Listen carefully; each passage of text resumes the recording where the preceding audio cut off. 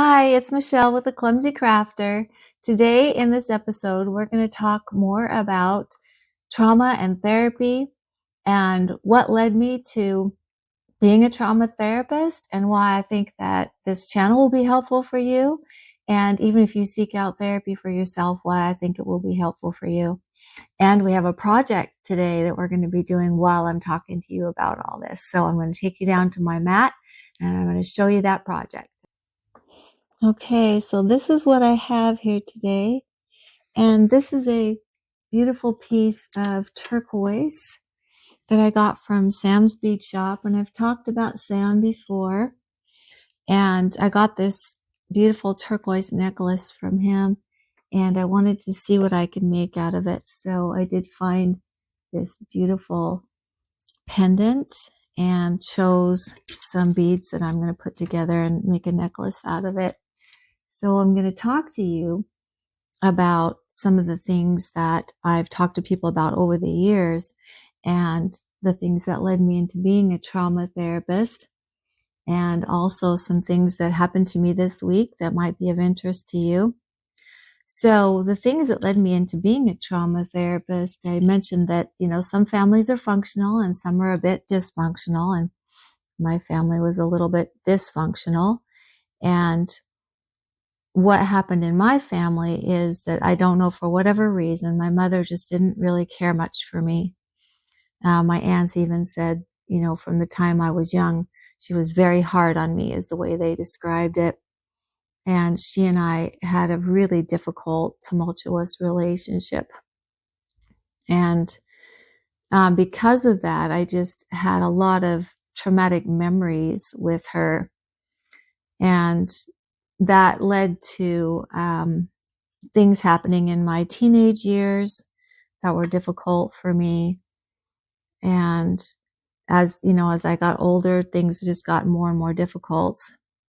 And as I became an adult, my relationships were difficult because I kind of I chose men, first of all, that treated me the way that my mother did.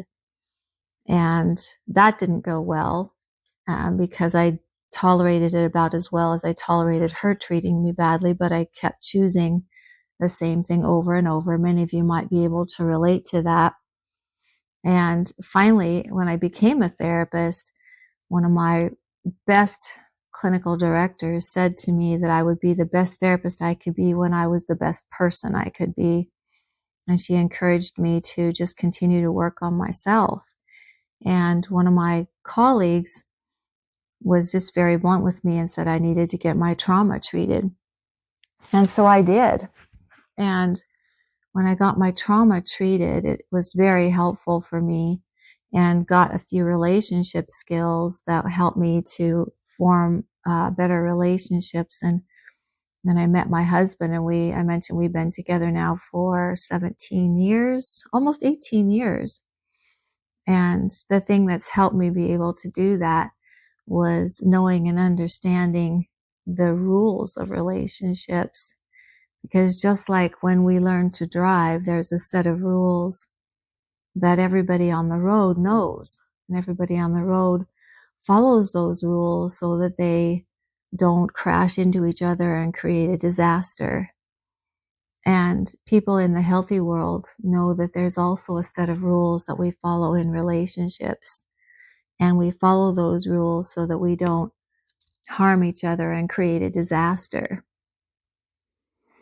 And so that was an interesting thing to know, because it seemed like in the home I grew up in, nobody followed any relationship rules, that people said whatever they wanted to and did things to people that seemed awful when I was a child. And so some of you can probably relate to that. And yet people in the healthy world know that there are sets of relationship rules that have to be followed, that there are things that we never say to our partner, and people who are really healthy understand that and never say certain things to their partner ever. And knowing that, and that you never say certain things to your partner, was kind of an important thing for me to understand. and helped me a lot as I became a healthier person and knew that I could be in a good, healthy relationship, and there were things that I could never say to my partner. And so that's been really helpful. So some of the things that have come to light this week with people that I've talked to is people have talked to me about their body image issues that they've had since they were young. Now that's one thing that I've never really dealt with as far as like eating disorders or anything in my career, but I have had to help people through issues they've had with their body. And so let me talk to you for a little bit about body image issues and where some of the scientists theorize that this can come from so that you don't pass that along for another generation. Because there's the obvious ways that we get body image issues, and that is from sexual abuse. Sexual abuse can cause a person to have body image issues, and that would be an obvious way that we would have body image issues. But there are some other not so obvious ways that we can pass body image issues down to our children. There's a really great book that I read many years ago called Finding Ophelia, and it was by Mary Pfeiffer. She's a psychologist. And in that book, she has just one little paragraph where she talks about an observation that children, young girls especially, who watch their mothers criticize their own bodies, so they watch their mothers be critical of their own bodies, tend to have the same symptoms as young girls who've been sexually abused. That is, that they grow up and have issues with sex, either being promiscuous or prudish with sex. And that is exactly one of the symptoms that people experience who've been sexually abused or molested. And it's just one paragraph in the book that she talks about that. And I thought, well, that's interesting because that's an issue that I had as well. And I did watch my mother be very critical of her own body. And I thought, well, that makes sense that's maybe where that issue came from, that if you're going to criticize your own body and then also criticize your child's body, that of course that would be where that could lead to problems like that as well, that we can't criticize our children's bodies. No matter what goes on, if they ask for help or they want help, then of course you can get them help. But it's kind of important that they not feel criticized about the way that they look when they're young. And it's delicate because sometimes kids do need help with nutrition or whatever it is. And that would be important to get help, but not to make them feel criticized. And I'm not one to really ask how to do that, because like I said, I don't work with eating disorders. But one of the things that you can do as a parent is not criticize your own body, especially around your young girls. It has that detrimental effect. And so there's one thing that you can do right there. And I thought that might be information that you would want. So when I say that the things that I've done as a therapist have been because of things that I've been through, I think that's what's made me a really effective therapist. It's made it easy for me to relate to my clients when they've said that they've gone through certain things, because I've gone through some of those things as well. So some of the things that are going to be important is how to regulate your own emotions. And we're going to talk about that because as you learn to regulate your own emotions, that's going to be the thing that you want to do, is figure out how to regulate yourself. So what I'm doing here with this jewelry is you'll notice that about every 5 of these rondelles, I'm putting just a gold bead. And we're doing mixed metals today. So we've got a copper pendant, some gold beads with this beautiful turquoise. The type of turquoise this is Hubei turquoise. I mentioned that I got this at Sam's Bead Shop. I'm going to show you some other stuff I got from Sam's Bead Shop this week because I went on a little bit of a spending spree. But it was really a lot of fun. It's my Valentine's gift to myself. So I'm just stringing it. This is just going to be a simple stringing project because this was such a beautiful string of turquoise. I didn't want to break it up too much.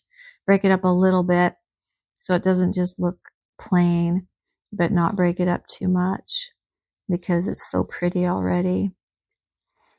And so anyway, some emotion regulation skills that are going to be kind of important that we want to talk about. I talked a little bit about this in the last session where you can recognize that there's 3 things about life that can never feel good all at once.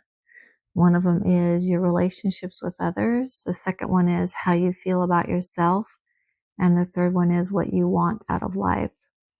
That when you prioritize one of those things, the other 2 feel bad. And it's good to know that you can't feel good about all 3 of those things at once. So when you choose to stand up for yourself, your relationships are going to suffer temporarily or some of them permanently. Because if we stand up for ourselves and people don't allow that, then that's going to cause a permanent suffering of a relationship. And that's okay. It means it wasn't a good relationship for you anyway. Sometimes if we need to get what we want out of life, like let's say you want to go to college and someone wants you to do something else with your life, we have to stand up and say, no, I'm going to go to college and you're not going to stop me from that because that's a life goal that you have. And remember, one of those 3 things is your life goals or what I want out of life. And that means that your relationships are going to suffer. And because of that, you're not going to feel good about yourself. But you're not going to get what you want out of life if you don't sometimes put that as a priority and just know that you're not going to feel good about something along the way. And that is normal, that you can't feel good about everything all the time. So, and when you put your relationships first, which we have to do a lot when we're living with someone, we have to put our relationship within over other things, and we have to let a lot of things go. And when we do that, we don't particularly feel good about ourselves, and sometimes we don't get our own way. And it feels bad because we don't always get our own way in a relationship. And then that doesn't feel good. But that's really just how it is. But the way that it regulates our emotions is if we understand that that's a choice we're making, and we make that choice, and we make it a choice. So if you're choosing it rather than feeling like this feeling bad in those other 2 areas is just happening and that you don't want it to happen, recognize that it's a choice and that it has to be that way, and that it's a choice you're choosing, and then you feel in control of that choice. And then it regulates your emotions because you're back in control.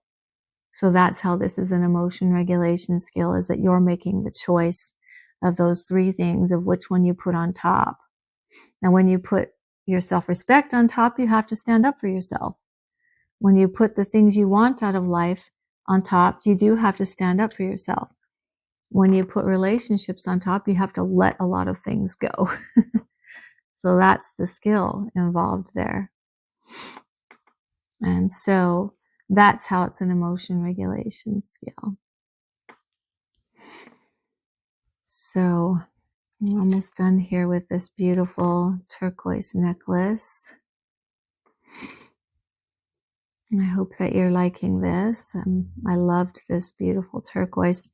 I did a lot more turquoise jewelry when I lived on the western part of the United States, and we're actually moving back to the western part of the United States. My husband's been transferred back to Salt Lake City. He's a flight attendant, and we were transferred here to Atlanta 10 years ago. And we're going to be transferred back to Salt Lake City, which is another hub of his airline. And that'll be in a little bit. So we're going to be transferred back again. And turquoise is much more popular in that part of the country. So I did a lot more turquoise jewelry when I lived there. So I'll probably do a lot more turquoise jewelry again.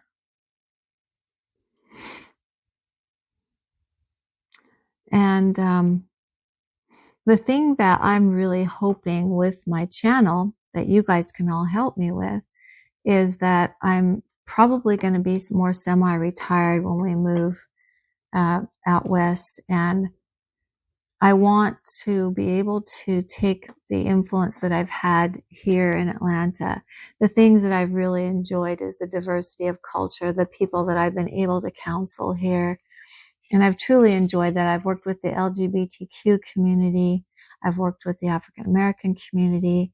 I've just had a really diverse clientele here. I won't have as diverse a clientele in Salt Lake City. And I really want to be an influence to a lot of people, a lot of different people, because the thing that I really love is the ways that we're all the same. Because one of the things that I've really done a lot of training in different avenues in my careers is on the work of Dr. John Gottman. Now, he's a psychologist that studied relationships for 40 years. I think I've talked to you about him. And he found that there's a lot of similarities that we all have when it comes to how we relate to each other. And I think that's just fascinating that it's been studied and researched among many races, among many even same-sex couples, among a lot of people. And it turns out we relate very similarly to each other. And I just think that that's beautiful, that when it comes to how we relate to each other, we all have similar desires.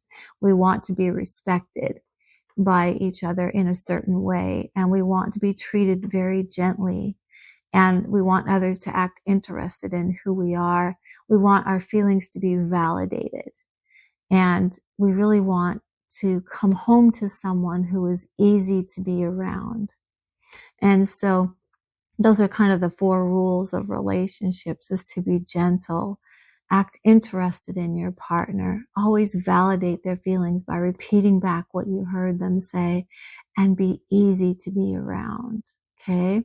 And so those are those 4 rules of relationships that will make it that you're successful when you come home to your partner, and just make sure that you're those 4 things for them. So here's my beautiful necklace, and I'm going to just try it up to myself and see if I like the length. Let's see. I do like the length. I'm going to put, let's see. I think I'm going to put an extender on the back of it when I finish it off, because I'd like to be able to wear it a little longer as well. And I'll measure that for you and kind of give you an idea of where we're at.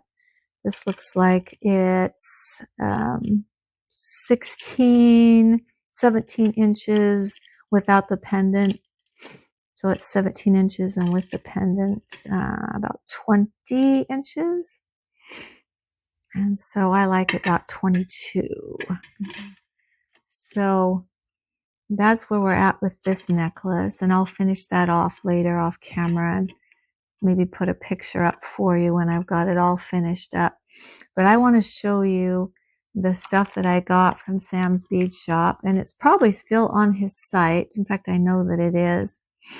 This is Softflex, and Softflex is a small company in California, and it's coated wire. So they coat it with different colors of a coating. This one is coated with the copper color, and it's right here. Actually, it's called butterscotch. And then, like, here's some more Softflex I just bought from Sam's Bead Shop. And this is for their Valentine's Day, collection.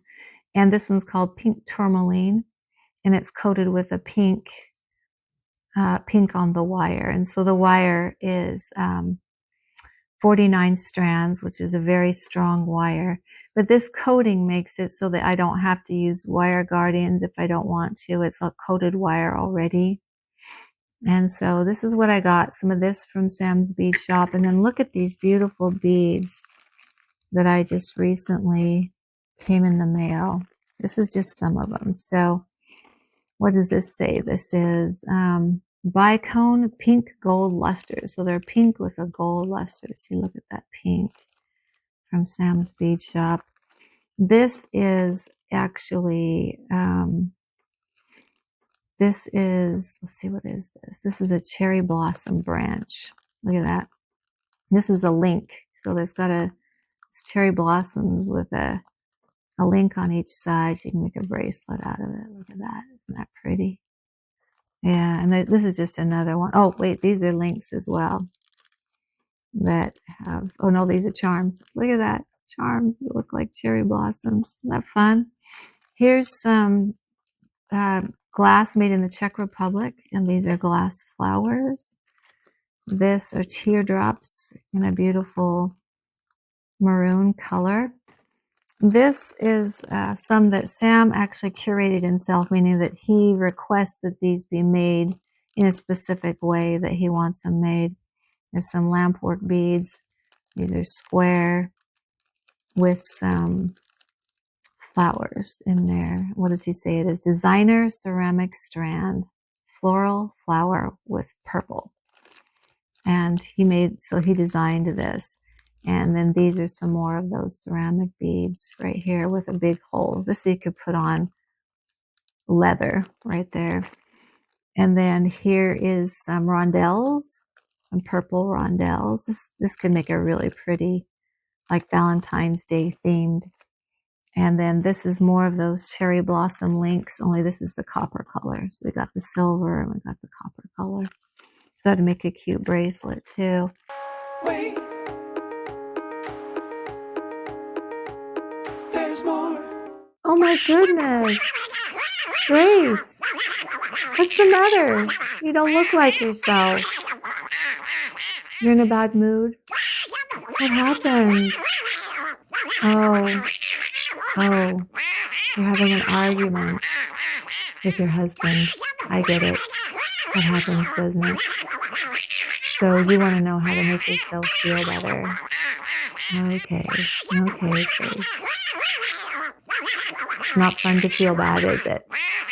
Well, let's talk about that. Okay, let's talk about that. So Grace is in a bad mood. Obviously, she's in a dark mood. So let's talk about how to make yourself feel better, because we're talking about emotion regulation. So how to make yourself feel better right now. There's some ways, and they're easy to remember because it's using your own body chemistry to tip the way that you feel.